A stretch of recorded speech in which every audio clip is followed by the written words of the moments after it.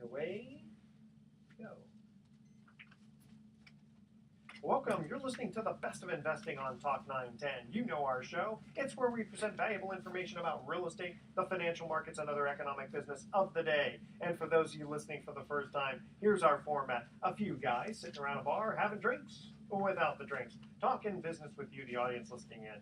I'm your host, Edward Brown, and I'm pleased to have as my co-host Mark Hanf of Pacific Private Money, California's fastest growing private lender, and Robert Spinosa of RPM Mortgage. Our phone number is 888-912-1190. Write that number down, 888-912-1190, because you're going to use that number to answer the trivia questions for 3 vacations given away during each commercial break. That's right, we're giving away 9 vacations during this show. Now, the vacations are not sponsored by the radio station, but by Lighthouse Resort and Marina, which is located 1 hour northeast of San Francisco. The vacations are free. Their only request, a $75 house cleaning fee to cover housekeeping expenses. Their website is lighthouseforfun.com. You can also reach them at 916-777-5511. Today's trivia theme is baseball teams in the movies. This week in baseball. Remember that? Yeah, that was a great show. I love that show. That was, I guess, before ESPN and all that stuff. Yeah. Okay. Mel Allen. That's what it was. Yeah. Our website is bestofinvesting.com. Check us out on Facebook and YouTube by typing Best of Investing Radio Show. And we're also on television, Comcast Channel 26 and AT&T Channel 99 on Saturdays at noon and Sundays at 6 p.m. And we're going to get right into it. Rob, you've got some excellent articles to share with our audience. Well, Happy New Year, guys. Yeah, Happy New Year, you too. Absolutely. 2014 promises to be an interesting year in mortgage lending. And the reason for that is because a lot of the Dodd-Frank laws and rules go into effect, and the industry is bracing for that. And of course, you know, we talk about that, but it also comes at the time when a lot of people are making predictions about what do you think 2014 is going to look like. So I thought I'd open it up with that and just ask you guys, what are your thoughts on the market, and what do you think the attitudes are out there about real estate right now? Well, I think going up. Prices going up? Yeah, I don't think it's going to be huge, but right. Especially if interest rates go up a little bit. But it seems like it's going to be stable. Let's put it that way. A stable market. Well, it's interesting because I went back through, because I keep, several folders on the show where I've looking at past blog posts, and I was actually looking from last December to see what people were predicting that 2013 would look like. Right. And what was interesting is, you're hearing now, from the last several months about how foreclosure activity has gone down significantly. Well, that was actually what was newsworthy in January of 2013, which was the biggest change from 2012 was the dramatic decline in foreclosure sales and how notices of default had gone down. Well, as it turns out, what we saw happen in 2013 is a couple things. Number one, housing prices appreciated in most markets significantly higher than predicted. I don't think anybody was predicting double-digit increases in housing prices at this time a year ago. But there was also, this prediction of what was going to happen in the foreclosure market and how foreclosure sales were going to be down considerably. Well, that's actually true, and that's what happened. But what made up the difference is that short sales became really the biggest market factor for real estate investors, at least the ones that I serve at Pacific Private Money. So the banks didn't want to go through the foreclosure; they just would rather short sale it. Well, there seemed to be, I wouldn't call it a lack of interest, but for many reasons, much of them political and pressure from the government. Really, well, that is political. For political reasons, there were just fewer and fewer foreclosures. People were still in default. People were still not making their mortgage payments, but it was taking longer and longer for the bank to do anything about it. And more and more people, when you're living under that stress of not knowing what's going to happen to you, a lot of people in 2013 decided, let's just sell the house. Let's put it on the market. Let's short sell it. Been dealing with this long enough time. Right. So short sales actually became a bit more. There's still some work to be done on that, but a bit more streamlined, meaning that they were happening a little bit faster than prior. I think a year ago, the reputation of a short sale was that it took about 6 months for it to go through. A year later, we're seeing short sales that are happening at a much faster clip. Not always, but at a much faster clip. And I think that's going to continue for 2014. What about the shadow inventory that's been Well, the shadow inventory is what you're talking about are the 2 million homes in California that are fundamentally either underwater or they have so little equity that they can't sell. There's not enough room for them to sell and pay a real estate commission or put enough money in their pocket to be able to buy another home. So why would you sell your home if you end up with nothing in your pocket, no ability to buy another house? What about the banks, though, that already had foreclosed and had all that inventory? That shadow inventory is not very large. That's not. They got rid of the banks? No. There's still. I think at last count there were like 40,000 homes in California that were bank owned still. Okay. But those are working their way through the market as its prices have gone up. Those are being sold. Some of them are being sold in bulk to hedge fund investors. Right, I was just going to say. Yeah. So that number is going to continue to decline. I thought one of the reasons that the lack of foreclosures is that anybody who was going to get foreclosed already had gotten foreclosed. You'd be surprised, and that also depends state by state because California is a different process than some of the East Coast states too. So I think when we talk about it, we tend to focus on California here, and it's quite a bit different. But I want to talk about or comment on what Mark said about the short sale process because what I've witnessed as a lender is that I've found that some real estate agents have become particularly adept at working these things through. They know what the lender is going to ask for. They know how to counsel their clients. And if you can get the seller into that channel and get it done that way, the outcome can be quite positive. And I think that spilled over into 2013 and really helped encourage those kinds of sales, get that inventory on the market, and then get the people into those homes, which helps all the way around. What I think is going to be interesting is, the area of short sales that and I'll admit I'm not familiar with whether or not there are short sale experts. That would be a real estate agent who considers himself a short sale specialist. But really, the elephant in the room, I think, has been, what about those who have stayed current in their payments but are underwater and would like to sell their home, want to sell their home for any number of reasons? Can they? Will that be something that starts to become more popular, or even not so much popular, but will that be a strategy? Will there be a segment of the marketplace for in real estate? Will you be able to find a real estate professional who knows how to navigate the system well enough so that even you being current in your payments, can you sell your house? Because there are a lot of people who need to sell. I agree with that, and I think that plays right back into the start of our topic, which is what do you think is going to happen in 2014? And what's very interesting is I hear a lot of real estate agents comment on what they think is going to be the rate of appreciation. But what doesn't come up in that conversation, and when I talk with real estate agents, very often they're not familiar with how some of the new regulations are going to affect consumers. Yet I've got an article here from David Stevens, who's now the president and CEO of the Mortgage Bankers Association, who previously ran the FHA, and he says, flat out, the new housing regulations going into effect tip the scales of consumer protection well beyond protection and now lean toward prevention. So how do you as a real estate agent not factor this into your thinking about what happens with home values? And then as a result of that, what happens to the consumer who may be in the situation you just described? I think it's going to be interesting to watch this play out. Okay. Well, is it commercial time? No, go ahead. None of the blogs that I'm reading of the professionals in the real estate industry are predicting double-digit increases right now. They're thinking that the combination of Dodd-Frank, slowly rising rates are such that the appreciation that we're not going to see a decline in prices, at least not according to any of the predictions I'm reading. Not that anyone would likely well, predict we that. can cover that in the next segment. Yeah, but the herd mentality also comes in here, and that's what I've witnessed. I've seen as low as 3 and as high as 8 with the percentage. Percentage increase, with the average being around 6% of those predicting continued increases. In real estate. I'm going to make a guarantee. It'll either go down, go up, or stay the same. There you go. Okay, we're going to cut to our first commercial break, and again, the theme is baseball teams in the movies. Here's the first trivia question. In the movie Little Big League, which Major League Baseball team was featured? This is the one where the grandfather dies and gives the baseball team to the kid. It's actually, I enjoyed the movie quite a bit, actually.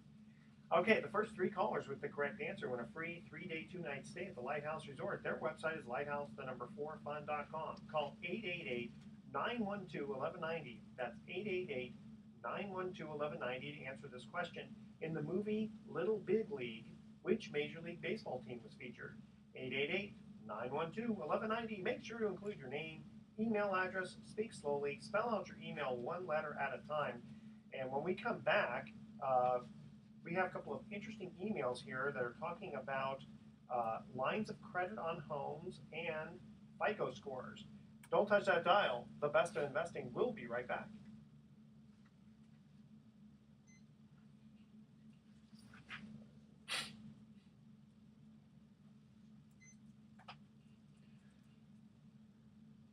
Interesting to see how many baseball fans we have up there. Yeah. You're kind of a baseball fan, aren't you? Yeah, but I never saw the movie. You ever saw the movie? No. What I've got two hard questions and one easy one. What's that one? Easy or hard? This one would be hard. Oh, okay. Yeah, unless you saw the movie. Yeah, it was a long time ago. Did you see the movie? I did see it a long time Oh, ago. really? Yeah. Okay. I'm not that old.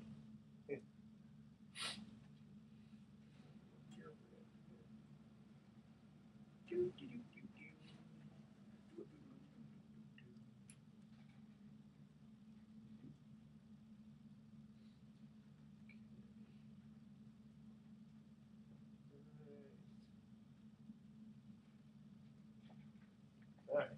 You guys ready? Yep. And away we go. Welcome back to The Best of Investing. I'm Edward Brown, your host, along with Mark Hahn and Rob Spinosa. When we cut to the first commercial break, we asked this trivia question. And again, the theme is baseball teams in the movies. In the movie Little Big League, which Major League Baseball team was featured? Now, Rob, you said you saw the movie, but you don't remember. I don't know. Let's go back. Don't know.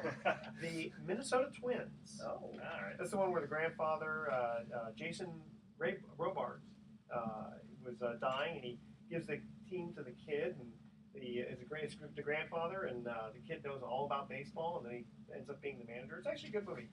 Okay, now we're going to get right into email time here. Mark, question we received for you is, can you think of any situation that I should use a hard money lender if I have a FICO score of over 700? That's an interesting question. It is, and so I can think right off the top of my head of two reasons why you would use a hard money loan versus a bank loan if you have good credit. I mean, even if you have stellar credit, if you have an 800 FICO score and lots of money in the bank, and you've got and a great W-2 job, all of which the banks love. Two situations would be, number one, in this competitive marketplace for finding investment grade real estate, you might have to close quickly. And in fact, more often than not, if you're going to get a property in contract, you're going to need to have a contract offer with not only no contingencies, forget about a loan contingency of 21 to 30 days, no contingencies other than maybe a short 7 or 10 day inspection period, but you also might need to close quickly. You might need to close within 14 days or 21 days at most. 30-day escrows are very uncommon in the investment purchasing end of it.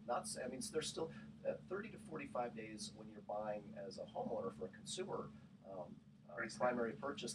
That's still fairly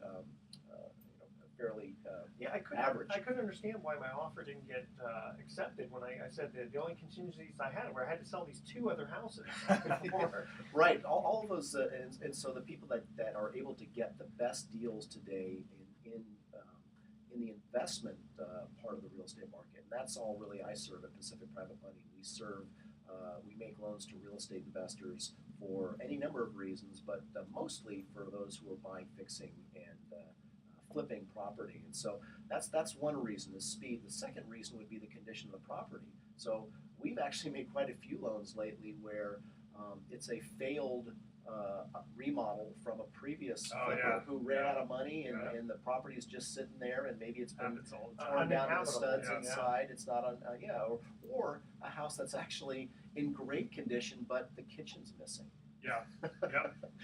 We just closed a loan like that in December. You're not going anywhere residential with a residential mortgage on that, because an appraiser is going to go out, he's going to see it's not there, and you're back in catch-22. Don't they just assume you go out to McDonald's and A&W every time for dinner? So condition of the property is a big one, but I'll tell you that for most of my clients, and I do serve a lot of borrower clients who have excellent credit and are bank quality, but they do not even try to use bank money because they know that speed and reliability are two important factors in being able to play in this real estate market. And what I mean by reliability is if someone comes to me with a loan application on a Monday or a Tuesday and says to me, I have to close this by next Friday.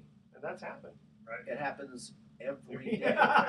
That's the type of loan applications we get. 9 out of 10 loan applications are, I have to close by next Friday. And so, we can do an initial underwriting very, very quickly. Sometimes even over the phone, I can pull up information through the various internet resources that I have or one of my agents. And virtually on the phone, I can say, based on the information that they give me verbally and based on the information I look at, I can actually say, if everything you tell me is true, I promise you I can close by next Friday. And here's a major thing, is how much down payment. If they're putting down, 50% down payment, right, you can almost always do the loan. I can think of one other reason of people needing a loan quickly, of people wanting to go hard money, is sometimes what happens, and I've dealt with this before, you get borrowers who get so frustrated with dealing with banks, with having to give that's an part of answer. the reliability that I'm talking about is, can you rely on your bank to close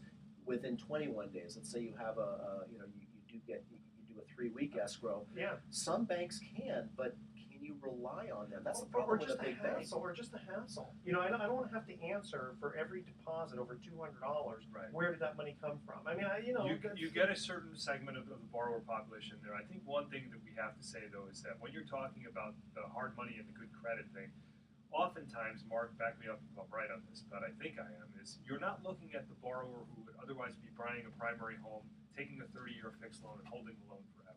They have a specific purpose in mind with that property. That money is a vehicle to help them accomplish that, and they appreciate that and then are willing to accept those terms on that basis. No, that's absolutely right, and you hit on a third reason why someone with a high FICO score would use a hard money loan, and that's because the banks aren't making short-term loans. They don't want to make a 6-month or a 12-month loan. They're in the market to create these loan products that they're then going to sell in the secondary market. So you can't sell, and there's no secondary market for a 6 or 12-month loan. So, last but not least, the first reason was speed, the second reason was reliability, but the third reason might be as important as speed, and that is it's a short-term loan, and that particular loan product is not generally available through a bank unless you have a line of credit. And of course, maybe we're going to talk about that in a little bit. Lines of credit, if all goes well, will start to come back in the market in a big way. We'll see. And because I know a lot of my clients who would love to have a line of credit on real estate that they use. Not that they wouldn't still come to me because, again, lines of credit for different purposes. But can you imagine being the bank and knowing ahead of time that this property is only going to be around for about 6 months, and trying to offer, even a 5% interest rate and, a quarter point or something small. I mean, it's just not worth it to the bank to go through all that hassle themselves. So it's just easier to say, you know what, no. Right, we don't make those products. Yeah, and the difference between what you're offering and what are your rates nowadays for hard money loans? Well, they're still relatively high given what bank rates are. I mean, we've consistently for the last couple of years been charging anywhere from 10 to 11% for a short-term 6-month flipper type loan, as we call it. So, and again, it's not so much the interest rate because again, a good real estate investor is savvy in the use of leverage in taking the capital that either they have or maybe they have an equity partner, which a lot of my clients do, and they take their pool of capital and they leverage it with hard money. Some of them will do it aggressively. Some of them will take advantage that will go up to 70%. Others will use it a little bit more conservatively and maybe only do 50% leverage with a hard money loan. But what they have found is they're able to make more money paying 10% for my capital because they're able to do more properties. Right. So it's just particularly for the return, your yield, your return on your dollar invested, the return on your equity, the borrower's equity actually increases through through the use of leverage. And then again, that's a classic real estate principle is when you're investing, the smart use of leverage will boost your yields. And even at 10%, you can still make more money in investment real estate, borrowing hard money smartly than by going all cash. So now that's the borrower standpoint, and you have clients though who invest with you. Well, we're called Pacific Private Money because the source of our capital is from private individuals. And so we do also market for lender or investor clients, as we call them. We use an investment product that we call the Pacific Private Money Fund, and that is a mortgage pool fund that is currently paying over 8.5% on an annual basis to our investor clients, and that money is used to fund the loans we make at Pacific Private Money. So for more information on that, you can give us a call. We're based in Marin County. We're at 415-883-2150. That's 415-883-2150, or go visit our website at pacificprivatemoney.com. Okay, Robert, before we get into your email, we're going to cut to a quick commercial break here. And before we actually go to the second commercial break trivia question, next week we're going to have a special trivia contest where the winner is going to receive 2 tickets on the Hornblower. So imagine yourself aboard a luxury yacht with your closest friends and family. Indulge in deliciously prepared food and scenic San Francisco bay views. Hornblower Cruises and Events offers 3 types of dining cruises: a free-flowing champagne brunch cruise, fun and lively supper club cruise, and an elegant 4-course dinner cruise. Fun for all ages. Book now at hornblower.com. You know what? I can imagine that. Yeah. You know what? Just reading that, it just reminds me, because I've been on the Hornblower Weather's a few been times. so great lately too. Yeah. Oh yeah. Oh, gosh. But the food. No wind. It's been fabulous. Their steak is top notch. I mean, it's great. You Yeah. have a great dinner, dancing, and you get to cruise on the bay. You got to check them out at hornblower.com if you're not familiar with them. Okay, so now the special trivia question for that prize is: what is the second thing most people will judge you about when meeting you for the first time? Now, here are the rules. No previous winners on any Best of Investing trivia contest, because we want to get new winners. And you have to email Edward at bestofinvesting.com by midnight tonight. Next week, we'll choose randomly from among the entries and announce the winner next week. Okay, so now we're going to cut to the second commercial trivia question break. Okay, again, the theme is baseball teams in the movies. In the movie Major League, which Major League Baseball team was featured? The first 3 callers with the correct answer to that question are going to win a free 3-day, 2-night stay at the Lighthouse Resort. Their website is lighthouse4fun.com. Call 888-912-1190. That's 888-912-1190 to answer this question. In the movie Major League, which Major League Baseball team was featured? Again, call 888-912-1190. Make sure to include your name and your email address. Speak slowly. Spell out your email 1 letter at a time. Don't touch that dial. The Best of Investing will be right back.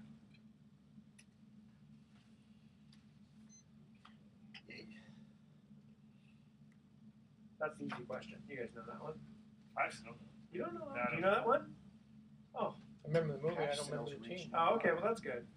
That's what we're looking for. Because then people go, I just can't remember. I got to stay with it, right? Gotta stay with it. Milwaukee Brewers? No, that's what he answered on the other one. I don't think they've ever done anything with Milwaukee. Even when Robin Young was with them. He's a great player. Wow. Florida had 63% cash sales. Wow. Those condos. Yeah. You're not getting That's financing. probably, Yeah. condos. Yeah, they really went nuts. Do they count land in there? Probably not. Probably because they have 3 houses, probably. Living Sometimes they don't even count condos. That's actually a pretty funny Marin thing. You'll see Marin stats, and then ask them, "You include condos in that?" And they'll be like, Well, it's a house. I mean, it's a living. "Well, it brings that I mean, average I down wouldn't nicely, doesn't it?" I wouldn't count tents that you buy at the Army surplus, or boats that you can live in. You know. Okay. Anyway.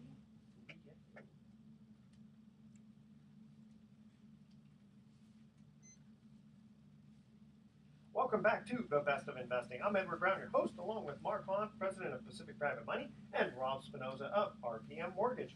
When we get to the second commercial break, we ask this trivia question. In the movie Major League, which Major League Baseball team was featured? Cleveland Indians. The Cleveland Indians. Yes. That is correct. Chief Wahoo, remember that? Okay. Now, Rob, we got an email for you that I thought was very interesting. It Okay. says, I have a home equity line of credit on my home. A HELOC. A HELOC, yes, that I took out a few years ago. I'm concerned about rates going up, and I forget how the changes to the payment work. Yeah, it's a very, very good Please question. explain that. Very timely question, and here's why. Like we just said, it's 2014 now. That means 10 years ago was 2004. And 2004, 2005, we saw the greatest preponderance of these home equity lines of credit made because at that time it was very easy to get one. You didn't need much. You needed a good FICO score, but chances are you'd already been through the process on a refinance. And so you had a recent appraisal. Values were going up. Banks were eager to lend this kind of money, and everybody could get one. It was quite accessible. So a lot of people had these second mortgages. Then what happened is property values went in the wrong direction. Banks froze them, and you ended up with a first mortgage and a second mortgage, sometimes being underwater on the second, if not the first. So here we are 10 years down the road, and a lot of borrowers have whatever amount they have on that line of credit. Let's say it's $100,000. And one of the other great features of these programs was that when they were often made at a margin at or below prime rate. Prime rate is currently 3.25%. So some of these people are paying 2.75% on $100,000, and they're making interest-only payments on that. They're loving it. They're loving life right now, but they know that there's this, boogeyman out there that's coming. He's lurking in the shadows, and in fact, often on the 10-year anniversary, what happens with these lines of credit is they become amortized loans for the remaining period of the term. So if it was a total 30-year term and you've had 10 years of interest only, now you take that $100K in our example and you amortize it over 20 years, not 30. Ouch. So yes, and Wait, did they lock the rate in? no, most of the time the rate is not locked. Many of these programs did feature a lock-in feature for a segment or all of the balance, but the rate was unappealing at the time. Okay. But now, of course, borrowers are concerned with the Fed making a move, with the tapering of the bond buying and things like that. The rates could be going up, and their 2.75% could become 8.75%. Again, amortized over 20 years or whatever it may be. So what I suggest on these is if you're in this position, if you have a home equity line of credit, if you're uncertain of how it will look, great opportunity to give me a call, no cost, no obligation. We'll take a look at the note, which is the document you signed to close. We'll look at how it will convert, and I'll give you some examples of what you might expect with your payment changes. Not a lot of doomsday stuff, but just realistic scenarios over the next few years of what you can do to mitigate any changes and to make the repayment of that loan more palatable. It's interesting. All this other stuff we were talking about, Dawn had no interest, and now you start talking about this home equity line, she's looking right through the window at us, and suddenly her ears are right up against the window. Yeah, I think she's not going to be the only one with that because it's getting a lot more press, but it is something that if you've got a line of credit, one other thing about this too, if you have, and this is without getting too technical, if you've got a first and a second mortgage and you try and refinance the two together, a lot of times a bank, a Fannie or Freddie bank will consider that a cash-out refinance, even if you're not getting any cash back. But some of our new jumbo programs, actually, if you've had no activity on the line of credit in the last 6 months, they count it as a rate and term refinance, which means your loan-to-value can be higher. And with recent increases in home values, you may have an opportunity to consolidate this at a lower rate than you're currently paying. Why don't the banks just amortize it over 12 months? Then they'll be really Well, safe. you can talk to Mark. No, you do have Payments are only about $40,000 a month. But that's okay. but you'll get rid of the debt. Yeah, that's right. One way or another. Fast. Yeah. No, so it's a good time to discuss it. Don't let it get ahead of you. Be proactive. It's not going to go away. There's very little appetite for restructuring or bailouts anymore. Get a grip on it, and I can help you do it. You can reach me at 415-367-5959. I'm with RPM Mortgage. I work out of the Mill Valley office. Feel free to get in touch, and I'll help you understand. Okay, we have audiences all over the place.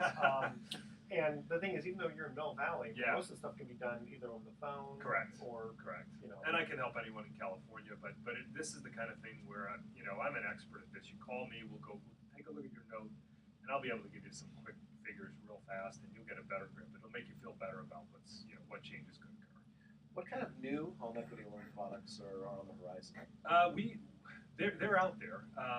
Most of them are not extremely aggressive with their combined loan to value, although relative to hard money, I would say it is aggressive. 90% loan to value is about the most you're going to see a lender do. So if you've That got is pretty aggressive. yeah, it's pretty aggressive, and we make those loans now concurrently with a purchase money or a refinance first mortgage. We don't make standalone home equity lines of credit right now, but I suspect if things continue to move in the right direction, that we might venture back into that.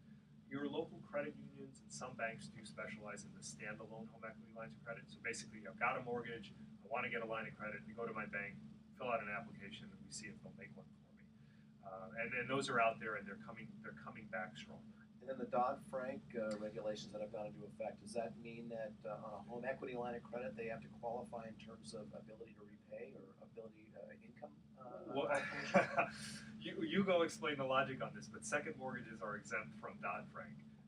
Don't know how that works, but what I will say is that if you're a first mortgage lender, one of the key provisions of Dodd-Frank is ATR, or ability to repay. So if you know there's a line of credit, or there will be, you've got to take that payment into consideration. I think more specifically, it's the home equity lines of credit that are exempt that are still exempt from the Dodd-Frank rule, as opposed to like a hard money second, because I know that we at Pacific Private Money, where we get requests frequently from people who live in their home, have lots of equity, and want a quick and easy, privately funded hard money loan, and we're not able to accommodate them because of the onerous predatory lending That's laws. interesting. I did not know that. Yeah, that have been enacted over the last several years. Now, of course, if we did a home equity line of credit, and we could, they would be exempt. But the interestingly, Dodd-Frank has a rule that you can't just offer a home equity line of credit. You also have to offer a closed-end product, as they call it. So you have to have both, and then you have to qualify them on each. Anyway, it's just a big headache, and most of us don't do it. And so forth. Yeah, That touches right on the core of the issue, is that with these regulations, the overlaps, then you start dealing with the amount that they are over prime offer rate. You start dealing with all this stuff. Lenders are reluctant to make these loans because they start to collide with all of the provisions of the Dodd-Frank book. It's very complicated, very fast, and it's too risky. And I think it limits consumer choice. Well, it's really too bad because, as we've talked many times on this show, all of these regulations only serve to eliminate consumer choice. And now that I'm not saying that it doesn't protect the consumer; it does, but it really protects them from themselves, because most predatory lenders have been long out of business. I'm not saying that they're not out there still. There are still some people operating under the radar, but for the most part, I mean, subprime disappeared. The quality of loans that we've made over the last few years is just stellar. I have to, really back that up and say that the quality of borrower, those that have been eligible to get a loan and do anything in this low rate environment, has been so selective. To add these regulations on top of that, to me, seems like it's, locking the barn door after the horse has been out. And it's yet to be seen how it's going to play out in 2014. But I think the timing is poor, if not the regulations themselves. Well, clearly, access to capital is going to be more difficult in 2014 than even 2013.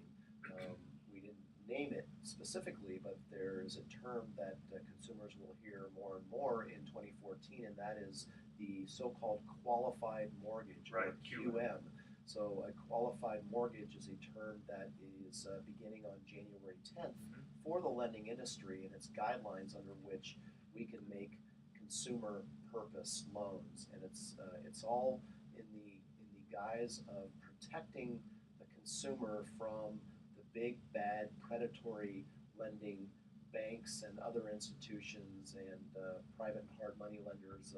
All have been put into one category. Those anywhere where you can get a loan as a consumer is impacted by these qualified mortgage, and it does many things, but one of the primary things it does is you have to be able to demonstrate to the lender your ability to make the payment. So if you're self-employed or if you've got inconsistent income, you're going to find it you're going to find it more difficult than it already was to get bank financing or even private financing. If you have a pre-approval, if you're looking to buy a home in 2014 and you worked with a lender now in 2013 and you're crossing this January 10th deadline, I highly encourage you to get back in touch with your lender and make sure that your pre-approval holds when measured against the Dodd-Frank regulations. I've done this with the pre-approvals I have in the pipeline, and I think if you're a real estate agent listening to this program, every pre-qualified buyer that you have, you need to circle back with them and make sure they've done the same thing. I think this thing is going to come up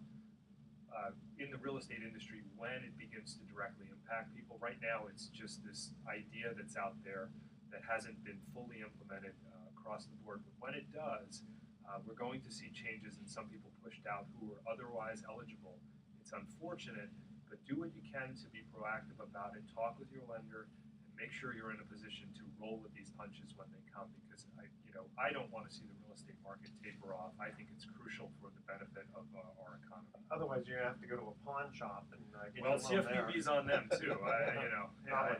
Oh yeah, all these initials, you guys. ATR, isn't that Yeah. a kind of a dune buggy on the sand? And that I don't know about. Oh, that's an ATV. ATV. Or an ATM machine. Oh no, that's all. Okay, ability to repay. Okay, Yeah. that's a new one. All right, we're going to cut to our third and final commercial break. Here's the trivia question. Again, the theme is baseball teams in the movies. Baseball in the movies. In the movie Rookie of the Year, which Major League Baseball team was featured? And remember, this is the one where Jason Robards. No, I'm sorry, that's that different one. Yeah. That's the first one. This one, the kid gets a broken arm, and his arm gets all wound up, and he can throw like 100 miles an hour. It's kind of cute. It's a very silly, fun movie, though. In the movie Rookie of the Year, which Major League Baseball team was featured? The first three callers with the correct answer win a free 3-day 2-night stay at the Lighthouse Resort. Their website is lighthouse4fun.com. Call 888-912-1190. That's 888-912-1190 to answer this question. In the movie Rookie of the Year, which Major League Baseball team was featured?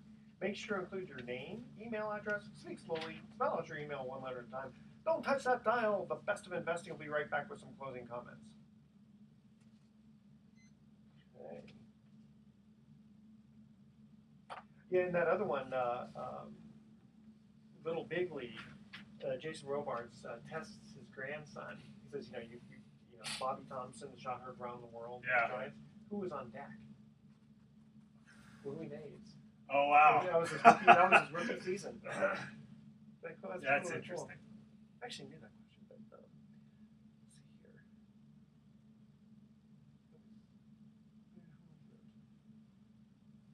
It's a good movie. I actually like Shot it. heard around the world was Bobby Thompson, but that was not against the Yankees, was it? No, it was against Brooklyn Dodgers. And then who was the They guy got that? into that. Who was the second baseman that hit the home run against the Yankees? What was that one? Bobby Richardson. Okay.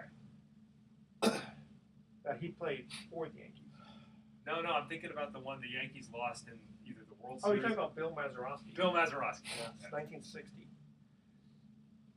Who that guy never hit a home run, right? He was completely I think it's like I don't know. I think he got into the Hall of Fame because of that. It's like for one hit. Yeah. I mean, he was he's Really? a decent player, but Good fielder. you never hear about him Yeah. except for that one play. He probably never had to buy another meal in Pittsburgh again. That's for sure. Although he probably never visited New York again. Yeah, that's true. And the food's better in New York than Pittsburgh, probably.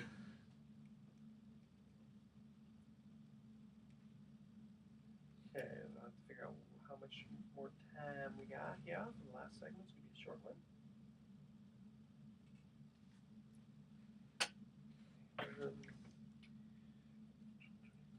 Where with Judge?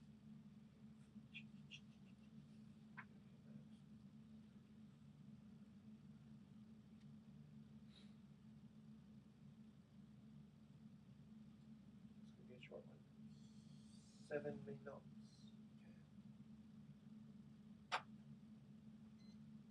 Anything you guys want to cover specifically? I was thinking we end on a positive note. I have There you go. 23 states are within 10% of their 2006 home prices, and then negative equity rate falls at fastest pace ever. Okay. So maybe just talk about those. Sounds good. Well, that's the upside of double-digit appreciation last year. Yeah, following 5 states have seen the highest home price appreciation year over year. Nevada, 25.9%, California, 22%, Arizona's 14%. Florida. Okay, here we go. Welcome back to the Best of Investing. I'm Edward Brown, your host, along with Mark Hunt, president of Pacific Private Money, the fastest growing private lender in Northern California, and Rob Spinosa of RPM Mortgage, the brilliant mortgage broker. Been called worse. Yeah, other than brilliant, I would think so. Okay, here's the final commercial trivia question break. Again, the theme is baseball teams in the movies. In the movie Rookie of the Year, which Major League Baseball team was featured? Anybody? Cubbies? The Cubby, the Cubs, wow, the Mark's Chicago rolling Cubs. Yeah, he's a man. Okay, Rob, you want to end us on a positive note? Yeah, I think that's appropriate. It's fitting for the start of 2014. You know, where we've talked a lot this segment about, or last segment about how the changes are, could be potentially harmful. But let's talk about what's been great over 2013. Nearly half of states are within reach of their peak home prices. Peak being defined mostly as 2006. 5 states have seen the highest home price appreciation year over year. Nevada, 25.9%. Well, yeah, because they dumped, what, Wow. 180%? All right. California, 22.4%. Let's just leave it at that. I think that's impressive, certainly here in the Bay Area. And are these average median price increases? What does it say here? While you talk about that, I'll figure that out for you here. But, yeah. Well, you got to figure the ones that drop the most are going to come back the most. It doesn't specify. Yeah, it doesn't specify. I'm guessing it's median. Because Did they say like specifically Las Vegas and Nevada, or just no? They don't break it out by city. Yeah. Phoenix. And then last, another report by Zillow, the national negative equity rate fell at its fastest pace in the third quarter of 2013, dropping to 21% of all homeowners with a mortgage. Well, and that is all good news, and that is essentially reflects the double-digit appreciation we had in most markets last year in real estate. So fewer people are underwater. Although, as I mentioned earlier, 2 million homeowners in California, that's not an insignificant number, right, are still at or near underwater. So those folks still need home prices to go up still, significantly in the next, How much couple years. underwater are they? Do you have any? It includes, the 2 million includes people that are near, that are at or near zero. So I think that includes 10%, like within 10%, right? Exactly, because again, if you don't have at least 10% equity in your home, you can't sell, because if a real estate commission is 6%, that's closing costs are another 2. I mean, I use a 10% number on average as a cost to sell a home after you factor in everything that escrow charges you when you sell a property, including that new tax that they're talking about if you're a real estate investor on that's going to affect this year, but that's for another show. But it's interesting. There was a recent article in the San Francisco Chronicle where the first line of it said real estate investors who were a potent force in the Bay Area market during the housing downturn, which of course I agree with, they are rushing to lock up deals before rising home prices wipe out their chances for profits. Doesn't that kind of sound like 2005 all over again? Well, first of all, I don't agree with that, how that sentence ends. I don't think that rising home prices ever wipe out chances for profits. Right. I mean, that's just silly. I've there's said a ceiling up there. Right. I've said it once and I'll say it again. It is always a good time to invest in real estate. There's never, If we choose it. you can make a bad purchase if you don't know what you're doing. Yeah. But if you know what you're doing, there are always opportunities to add value to real estate. Now, we're not talking about buying a home, sitting on it, and hoping appreciation or rising markets in and of itself will create an opportunity for you to make a profit. We're not talking about that. When I talk about buying, fixing, and flipping, the fixing part is the most important part of that. Yeah. Is in addition to buying correctly, not overpaying for the property. Yeah. So you need to identify an opportunity, make sure your numbers are accurate, add real value. They don't just build pools. Right, and then sell it quickly. Quickly is usually within 4 to 8 months, and if you do all of those things correctly, it doesn't matter what's happening in the real estate market, whether it's rapidly rising, slowly rising, flat, or even going down. You can still make a profit, in a 12-month period in real estate investing. So again, I just find it interesting how the media oftentimes misrepresents opportunities in real estate. Okay, any last comments there before we cut to our thoughts for the day? I don't have any for you. Okay, No, I think here's to a covered quite a bit. prosperous 2014. Absolutely. Huh? Yeah. I think it will be a good year. It is going to be, well, and you know, one of the other things that are going to impact it is we'll see how jobs go and how incomes go. If, Right, if yeah. that there is a lot of consumer confidence going into 2014, and so if we can see job creation and income growth, those are two of the most important factors in affecting real estate, and we need that to have a booming real estate. You know, I do have to say, I was listening to Armstrong and Getty a couple of days ago on the same station that we're on, 910, Talk 910, and it was funny. There was some statistic that said that 83% of the young Democratic voters are in favor of the Affordable Care Act, but Yeah. only 50% of them are in favor of Obamacare. What they don't realize is that it's the same thing, it's just under a different guise. Okay, How funny, that's here's our thoughts for the day. When tempted to fight fire with fire, remember that the fire department usually uses water, of course, and an axe. But not sure how that would affect it. Okay, and to be sure of hitting the target, shoot first and we'll call whatever you hit Yeah. the target, right? That's what I always do. Makes me 100% accurate then, right? There you go. Okay, tune in next week to The Best of Investing. We're going to be giving away 9 more free vacations for answering trivia questions.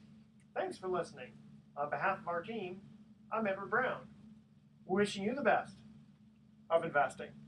So long.